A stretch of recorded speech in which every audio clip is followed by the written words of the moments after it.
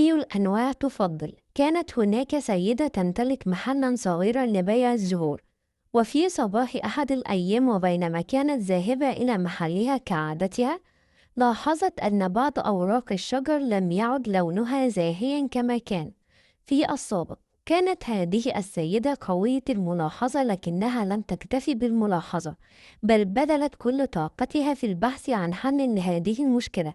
بدأت تفكر كيف أستطيع أن أعيد أوراق الشجر زاهية كما كانت، وبعد قراءة وبحث عرفت العلاج المناسب، وأثناء عودتها اشترت المادة التي تعالج هذه المشكلة ووضعت منها على الشجرة بحرص.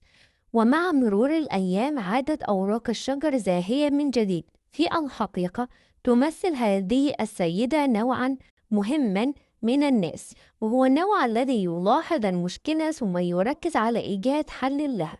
وعلى الجانب الآخر هناك نوع آخر يلاحظ المشكلة لكنه لا يفعل شيئًا سوى الشكوى والانتقاد، وإن كان هو السبب المشكلة فإنه يبذل كل جهده في إيجاد الأعذار لنفسه. وهناك نوع ثالث يرى المشكلة ويتجاهلها تمامًا ولا يفعل أي شيء.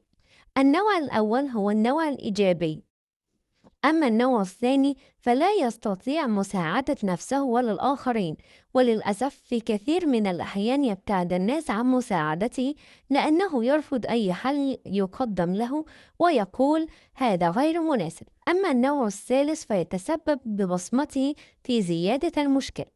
لذلك علينا جميعا أن نكون من النوع الأول، نلاحظ ونفكر ونعمل لنصنع فرقا حقيقيا في حياتنا وحياة الآخرين.